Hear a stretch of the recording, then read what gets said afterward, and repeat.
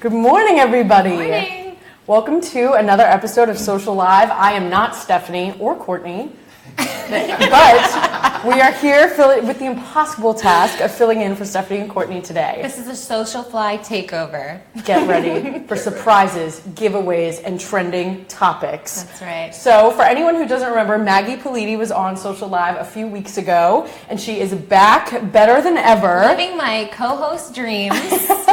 And the last time Maggie was here, you were talking about your production company, Nico Frank Productions initiative, Ladies in Action. So what is the status? What's the latest? Update. There is an update. We've picked 5 amazing pieces, all written by women, and we picked 5 female directors, and we're compiling a female crew, and we're in the process of fundraising. So you can always go to the website, www.nicofrankproductions.com. There's a fun little green donate button. Why wouldn't you, right? And we're going to be putting the link to that website in our caption after the episode. So we have a few, of course, anything for you. We have a few trending news stories to get to before we have our special guest. Kimia Kalbasi of at Kimia's Cravings is here today. She's going to be answering all of our questions about food, travel, wellness, and just how being an influencer. Yeah, just because being it's really amazing popular. How she does it. How all of the influencers do it. Anyway, let's first get to the trending stories of the day. Fergie. I will not recover from this. I've played it multiple times. If you don't know, she sang the national anthem on Sunday for the NBA All-Star Game, and it was interesting. It was not glamorous. Very interesting. She did a sort of jazzy version, and I don't know, to me, I watched it, and it really sounded like she was doing a bad impression of someone else, almost. Yes, exactly. I was very confused by the whole thing. But social media users dubbed it the worst rendition ever. I don't know. I watched, you showed me Roseanne's before the episode. The worst. That one's unbelievable. Who let her do that? She definitely didn't have a dress rehearsal. No, that's she's just screaming. In a white crew neck sweatshirt, which is honestly and then criminal. She spits on the ground. She spits and walks out. Fergie was definitely dressed to the nines, but we were talking about this before. She looked beautiful. I think she looked beautiful.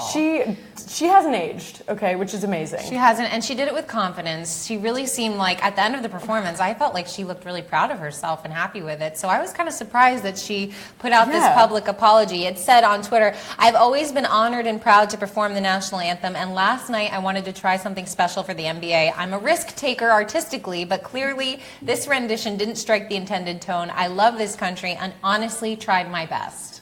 So here are my thoughts. One, what was the intended tone? Just do it normally. That's the intended tone. We were saying she had to have had a little dress rehearsal beforehand. There was someone there telling her this was a great idea. And that person should not have a job, honestly. And the statement is sad. She tried her best. I appreciate that. I love it. But step it up, girl. I'm sorry. Or just stand by what you did. Don't apologize. Yeah. Because she looked happy, she looked confident, and then she's giving us this because of the way people reacted. Now she's apologizing. Just do you. Yeah. My favorite was after the performance. I kept seeing like the reactions from the audience of the celebrities. Oh my goodness. Jimmy Kimmel, Chris Rock, Chance the Rapper, who is too nice for his own good, was like. People were surprised, to say the least. It was amazing. I hope she recovers from this. Josh Duhamel was by her side. Maybe they'll get back together. I don't know. That's the hope, right? Through this whole thing, that maybe through this tough time, they'll rekindle their love. Another big story of the week is good news for Snapchat users. Following a very, very negative reaction to Snapchat's new interface, Snapchat has rolled out some features that users might actually be very excited about. They are actually copying Instagram on this one, shocking. But they rolled out GIFs on the platform. So located in the sticker picker, users can now add GIFs powered by Giphy to their stories on Snapchat as well. I don't know. I'm just not sure I care. I feel like GIFs are the best thing that's ever happened to Instagram, and I'm so hyped about it. And I'm kind of like, Snapchat, just be original. Be a little more original. Why are they always copying each other? I don't know. There's no way to get around it, I feel like. If they see one thing is doing something and it's succeeding, then they're going to just take over. They are mean girls. They are. They are mean girls. I don't who's like Regina and who's Katie? Katie? I don't know. Oh, gosh. They are both just fighting to stay relevant. And That's it's... Right. I just, Snapchat... Stop trying to make GIFs happen. It's appalling. So another big update from Facebook, and this one is very futuristic. Yeah. Snapchat, or it's not Snapchat, Facebook now supports 3D posts. So Facebook posts support the industry standard GLTF file format, which is basically like JPEG for us non-developers. And now brands like Lego, Jurassic Park, Sony, and Wayfair, they were all testing this yesterday. You can upload three-dimensional images and users can go on and interact with them. So like click and drag your mouse around. Yeah, so you can if you're thinking of ordering a table from Wayfair, you can then drag it into your imaginary living room and see how everything would look.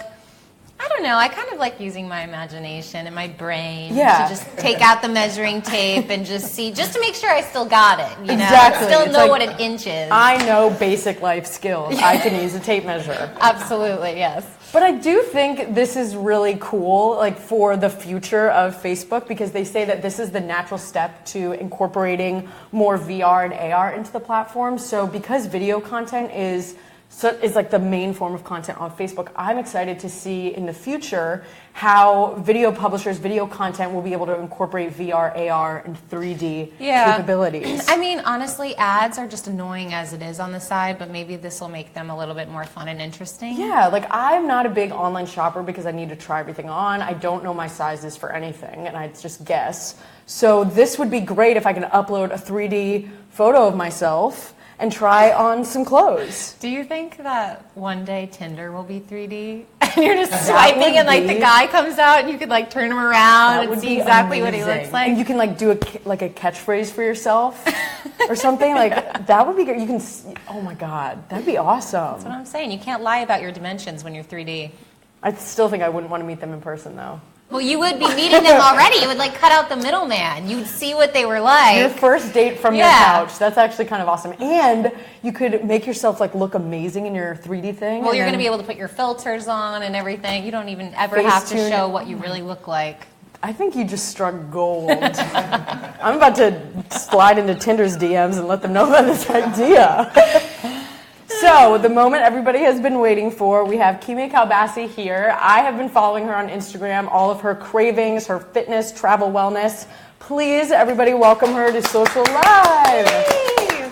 Hello. Good morning. Thank you so much for being here. I looked on your Instagram last night and I've never felt more hungry. Yeah, it's amazing. So, before we get started, I have to ask you, do people just constantly DM you about restaurant recommendations, bar recommendations, everything? Yes, my inbox is constantly exploding, so I just send them the link to my site. I'm like, here you go. You're like, I'm going to start doing that because I love everything you post. I'll be Absolutely. So you're originally from LA, now you're in New York. So can you settle this big debate for us? Is it Shake Shack or In-N-Out Burger? Well, I worked at In-N-Out for 2 years, so I'm a little biased, but I do like Shake Shack's custards for my sweet tooth. Oh, custards. They're really good. I've never had hungry them. now. Yeah. So besides New York City, you do travel all over the place. What city that you've been to has the best food scene? Well, before New York, I lived in San Francisco, and they had a really fun food scene. They had a lot of cool concepts, a lot of fresh seafood and Asian fusion food, so that would be my next favorite. I've never been to San Francisco. Me either. Oh my God, I highly recommend it. Okay. I want to go. All right, I'm going to find our itinerary. Okay. Yes. Ooh, that would, Yes. please. So for people that are living in New York City, what are some of your favorite spots here? Ooh, that's a great question. Depends on what it is. For pizza, I like Joe's Pizza, Roberta's. For brunch, Bagatelle's a lot of fun. I like Covina. For ice cream, I like Oddfellows, Tipsy Scoop. Have you been to that cookie dough place where it's just raw cookie dough? Oh, dough. It's like D-O with the funny. Yeah. Yes, I have been there. I haven't been there yet. It's like crack in a cup. Is it worth the wait? The 5-hour wait that I've heard it takes? I don't know about 5 hours, but it's good. I would wait for that. I would 5 minutes. do it. Cookie dough, anything. So my mom is coming this weekend. Where do I need to take her? Oh, I need to For find birthday an itinerary. Ooh, I had my birthday dinner at Vandal, but I don't know. Oh, okay. Oh, okay. Like it. It's a lot more like It's kind of a club. yes, exactly. Perfect for your mom. She'd be down, honestly. I think she would. So your feed is full of indulgent meals all over the city, but you also post a lot about fitness and wellness. How do you balance your cravings with exercise and healthy eating? Ooh, I definitely have to improvise sometimes. Let's say I have a really big sweet tooth, so let's say I'll opt out of cocktails and I'll like go all out on ice cream, for instance, or I'll like taste everything. Honestly, walking everywhere in New York also helps. So, Yeah, totally. And also rumbling. Yeah, yes. City We'll talk bike. about that. Yeah. So we recently interviewed you on the SocialFly blog, and you discussed the decision to become a full-time blogger and content creator. So since you've stopped working at a corporate job, what have you learned about yourself in following your passion for blogging? Ooh, I would say I've learned that I'm a lot more optimistic than I thought, and I'm a lot more patient than I thought. Just staying resilient and going for the gold and not taking no for an answer. So those are a few of the things that I've learned about myself. So awesome. Those are great things to learn about yourself. One thing that I really loved about your feed is that everything is so bright and colorful and it doesn't necessarily look curated. So what I'm wondering is, do you plan out every single one of your posts? Like, do you have one of those apps where you see what it looks like before you post it? Honestly, I respect people who do that. I just go with the flow. And I'm like, oh, this is what I did today. I'll post this. But honestly, people who have it so perfectly curated, I'm like, how? No, I love Yours that. looks It's relatable. Yours looks really clean and nice, though. Yeah. I use a consistent filter, so that's probably why. Yeah. Oh, you use the same filter for every single post? Exactly. That's So a it's good consistent. tip. That is. And your travel pictures are amazing. Thank Like, you get to go to the coolest places. Thank you. I'm so jealous. But, so yeah, your content does range from lifestyle, travel, fitness, of course, food. So do you get feedback from your followers and the community that you've built about the content they want to see? And like, does that affect what you post about? I've seen other people doing that. Personally, it doesn't fit me because it's whatever goes with my schedule, or I post what I want to post, and then if people like it, cool. If not, that's cool too. Yeah. Awesome, yeah. So you're doing your own thing. You're not influenced by what other people are thinking. That's cool. I like that. Yeah. So how do you decide which brands and partnerships to work with? Do you have specific people that you target, or do you wait for them to reach out to you? Oh, it's definitely a mix of both inbound and outbound, in the sense that in an ideal world, it would be all them coming to me, but I definitely do a lot of reach outs with whether it's a wine brand, a fitness brand, anything that I personally like myself that I use or I'm interested in. So Interested in trying, yeah. So another question I want to ask is about just influencer marketing as an industry. It feels like everyone you know has a social media account or like a niche account and a following. So how do you keep your content unique? How do you stay ahead of the curve when it's such a crowded space? Yeah. Oh, so you're definitely preaching to the choir. I would say, I think just the fact that I implement positivity in my own personality in my content. I try not to focus on what other people are doing, because then I feel this like anxiety that I'm like, oh my God, what are other people doing? But I just focus on what I like, and I feel like that shows in my content, and that's what I think makes You're me not stand out. comparing yourself to other people. You're just focusing on you. Yeah, exactly. I like that. One thing you do that I love, I actually like look forward to this, is on Mondays, you do like a Monday motivation on your Instagram stories and you post quotes and just like positive affirmations, and it honestly makes my day better. Makes you want to get up on a Monday. Yeah. Seriously, just No, I made think my it's day. so cool. I love it. I love it. That's so awesome. Mission accomplished. Yeah. So a few years ago, influencer marketing wasn't nearly what it is today. What do you see happening for the future? Do you see it getting really crazy out there? Oh, I actually recently just read an article that, for instance, a lot of brands look for engagement and before you see a number of followers, but I actually read an article last night that said engagement's going to be dying. It's going to be more about attention, and it basically just goes back to quality content. But I feel like brands are going to look for a lot more demographics and are going to be a lot more stickler with certain like stats and data. I'm sure you guys read about that one. It's interesting to like, just as, you know, a normal person on Instagram, to look through like the impressions and who it's reaching and what time of day and what's better, and Tuesdays is better than Wednesdays for me, or for some reason. Yeah. It's very interesting. It's going to matter more about the demographics of your followers as far as like partnerships. So if a brand is trying to reach a certain age group, is that who your followers are? Absolutely. Right. It's And all not about just the like the ROI. number of followers you have. Exactly, especially with so many like fake followers. Yeah, exactly. Right, yeah. Okay. We can Well, we know. We know. And it's so obvious to tell nowadays. Like, Yeah, How, exactly. how can you tell? How can you tell? There's softwares. it's like They just have fake accounts. Yeah, like they randomly skyrocketed, or like the engagement doesn't match. There's like thousands of likes but like one comment. One comment, right? Yeah, Okay. exactly.